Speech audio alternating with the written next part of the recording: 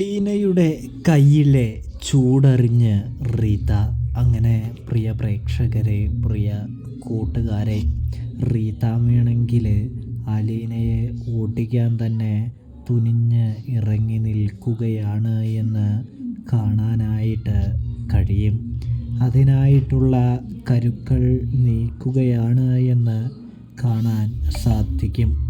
ഇതേ സമയം അലീനയാണെങ്കിലോ ഇവിടെ പെട്ടെന്ന് തന്നെ ഒരു ചെറിയ ക്ഷീണം പിടികൂടി നിൽക്കുകയാണ്. ഇതേ സമയം സ്റ്റാൻലി അലീനയുടെ അടുത്ത് ചെന്ന് മെല്ലെ സംസാരിക്കുകയാണ്. മോളെ, ഈ ഒരു ക്ഷീണമുള്ള അവസ്ഥയിലാണോ നീ ഭക്ഷണം കഴിക്കാതെ ഉപവസിക്കുന്നത്?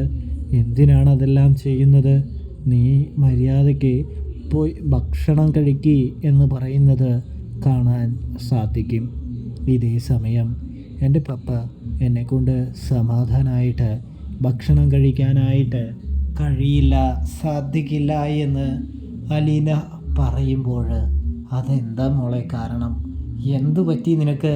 നീ എങ്ങനെയൊന്നും ആയിരുന്നില്ലല്ലോ എന്ന് ചോദിക്കുമ്പോൾ പപ്പ ഇവിടെ വന്നേ പിന്നെ ഇപ്പോൾ ആദ്യമായിട്ടാണല്ലോ ഇത്രയും വലിയൊരു പ്രശ്നം ഞാൻ എൻ്റെ മുൻപിൽ കാണുന്നത്. കൂടാതെ തന്നെയാണെങ്കിൽ പപ്പയ്ക്ക് അറിയാമോ, ഞാൻ അമ്മയുടെ കൂടെ ആയിരുന്നപ്പോൾ വലിയ പ്രശ്നങ്ങളും വലിയ വെല്ലുവിളിയുമായിരുന്നു നിരന്തരം നേരിട്ട് കൊണ്ടിരുന്നത്. ഒരുപാട് പ്രശ്നങ്ങൾ തരണം ചെയ്തു. എനിക്ക് ഇനിയും അങ്ങനെ ഒരു പ്രശ്നം അനുഭവിക്കാനായിട്ട് വയ്യ. എന്നെ വിട്ടേക്ക്, എന്നെ പറഞ്ഞു വിട്ടേക്ക് എന്ന് പറയുന്നു. ഇതേ സമയം നിന്നെ പറഞ്ഞു വിടാനാണോ മോളെ ഞാൻ നിന്നെ സ്വന്തമാക്കിയത്? നിന്നെ മിസ്റ്റർ മേനോനിൽ നിന്നും ഇവിടേക്ക് കൊണ്ടുവന്നത് എൻ്റെ മകളായിട്ട് എൻ്റെ കൂടെ നിർത്താനല്ലേ എന്ന് ചോദിക്കുന്നത് കാണാനായിട്ട് കഴിയും. എന്നിട്ട് പിന്നെ നീ എന്തിനാ മോളെ ഇങ്ങനെ ഇപ്പോൾ പറയുന്നത് എന്ന് ചോദിക്കുന്നു.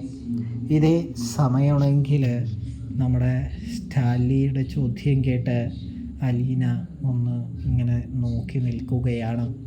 ആരൊക്കെ എന്തൊക്കെ എങ്ങനെയൊക്കെ പറഞ്ഞാലും എൻ്റെ മോളെ നിന്നെ മാത്രം ഈ പപ്പ ഒരിക്കലും ഒഴിവാക്കില്ല, തള്ളിക്കളയില്ല എന്ന് പറയുന്നു. ഇത്രയും നാൾ എനിക്ക് ഭാര്യയും മക്കളോ ഒന്നും തന്നെ ഉണ്ടായിരുന്നില്ല.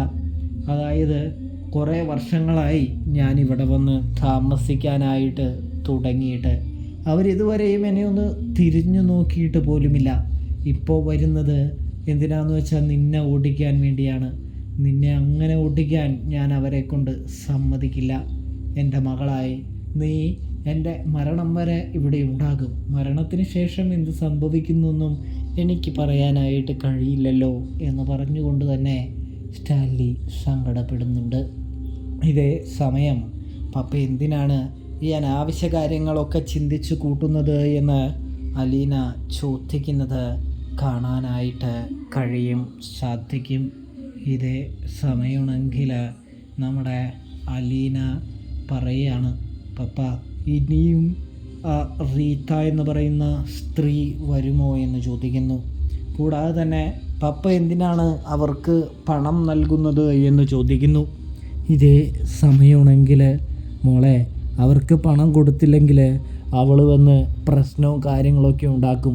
തങ്ങളുടെ ജീവിതം തകർത്തത് അവൾ ഒറ്റൊരുത്തിയാണ് എന്ന് പറഞ്ഞുകൊണ്ട് തന്നെ നമ്മുടെ സ്റ്റാൻലി ഓരോന്നൊക്കെ പറഞ്ഞ് അലീനയ്ക്ക് ഓരോ കാര്യങ്ങൾ, ഓരോ സംഭവങ്ങൾ പറഞ്ഞു കൊടുക്കുന്നുണ്ട് എന്ന് കാണാനായിട്ട് സാധിക്കും.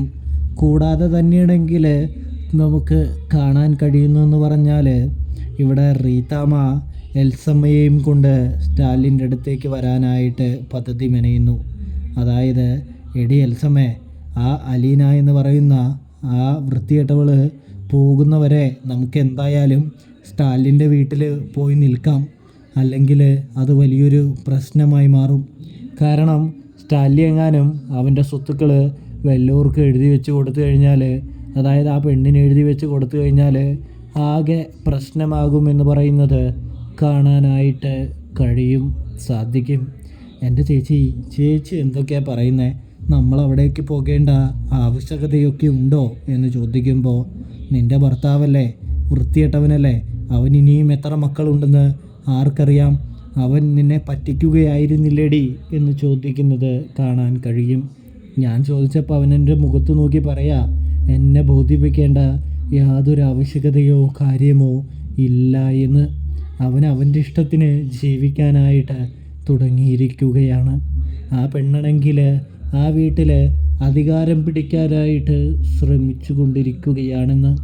അതുകൊണ്ട് തന്നെ എത്രയും പെട്ടെന്ന് നമ്മൾ കരുക്കൾ നീക്കിയില്ലെങ്കിൽ നമ്മളിപ്പോൾ അനുഭവിച്ചു കൊണ്ടിരിക്കുന്ന സ്വത്തുക്കളുടെ എല്ലാം അവകാശിയായി ആ പെണ്ണ് മാറും. അതുകൊണ്ട് തന്നെ നമുക്ക് നമ്മുടെ മക്കളെയും കൊണ്ട് അവൻ്റെ അടുത്തേക്ക് പോകാമെന്ന് പറയുന്നത് കാണാൻ സാധിക്കും. ഇതേ സമയം നമ്മുടെ സ്റ്റാൻലി അലീനയെ ആശ്വസിപ്പിച്ച് ഭക്ഷണം കഴിപ്പിക്കാനായിട്ട് ശ്രമിക്കുന്നു. ഭക്ഷണം കഴിക്കുന്നു അലീന. അങ്ങനെ അലീനയാണെങ്കിൽ പുറത്തിങ്ങനെ നിൽക്കുന്ന സമയമാണെങ്കിൽ അലീനയുടെ അടുത്തേക്ക് എൽസമ്മ കടന്നു വരികയാണ് എന്ന് കാണാം. അലീനയ്ക്ക് മനസ്സിലാവുന്നില്ല. എൽസമ്മ വന്നതിനോടൊപ്പം തന്നെ റീത്തയും മക്കളും കടന്നു വരുന്നുണ്ട്.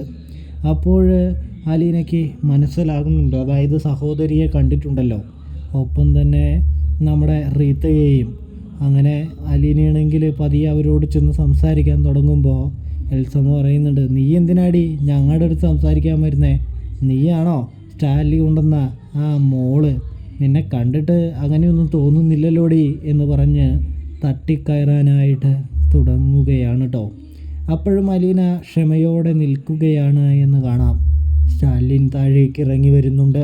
സ്റ്റാലിൻ ചോദിക്കുകയാണ്, അല്ല ഇതാരെ എൽസമ്മയോ? പതിവില്ലാതെ ഈ വഴിക്കൊക്കെ എന്താ കാര്യം എന്ന് തിരക്കുന്നു. അപ്പോഴാണെങ്കിൽ പതിവില്ലാത്ത കാര്യങ്ങളൊക്കെയാണല്ലോ സംഭവിക്കുന്നത്, അതുകൊണ്ട് വന്നതാണ് എന്ന് പറയുമ്പോൾ, എന്ത് സംഭവിച്ചു? ഞാൻ എൻ്റെ മകളെ കൊണ്ടുവന്നതാണോ ഇത്ര വലിയ പ്രശ്നം എന്ന് ചോദിക്കുന്നു. എന്നെ വേണ്ടാത്ത മക്കളെയും ഭാര്യയെയും എനിക്കും വേണ്ട, എനിക്കെൻ്റെ മകൾ മതി. അവരോട് ചോദിക്കാമെന്ന് വിചാരിച്ചു, ആരോടും ചോദിക്കേണ്ട എന്നും വിചാരിച്ചു. ഒടുവിൽ നിങ്ങളോട് ചോദിക്കണമെങ്കിൽ നിങ്ങൾ എൻ്റെ വീട്ടിലല്ലല്ലോ താമസിക്കുന്നത് എന്ന് പറയുന്നു. ഈ റീത്തയുടെ കൂടെയല്ലേ, അതുകൊണ്ടാണ് നിങ്ങളോട് ചോദിക്കാത്തത് എന്ന് പറയുന്നു. അപ്പോഴേക്കും റീത്ത ഉറഞ്ഞു തുള്ളുകയാണ്. ഇതേ സമയം എല്ലാവരെയും മുൻപിൽ അധികാരം സ്ഥാപിക്കാനും കൂടാതെ തന്നെ തൻ്റെ അടുത്ത് ഒരു വിളച്ചിലും നടക്കില്ലെന്നറിയിക്കാനുമായിട്ട് റീത്തയെ അലീന പൊളിച്ചെടുക്കുകയാണ്.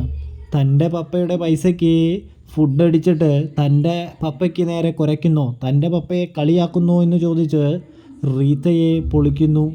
മേലിൽ തൻ്റെ പപ്പയെ കളിയാക്കരുതെന്നും അലീന പറയുന്നു. തൻ്റെ മുൻപിൽ വെച്ച് പപ്പയെ നാണം കെടുത്തിയാൽ തല്ലുമെന്നും അലീന റീത്തയോട് പറയുന്നു.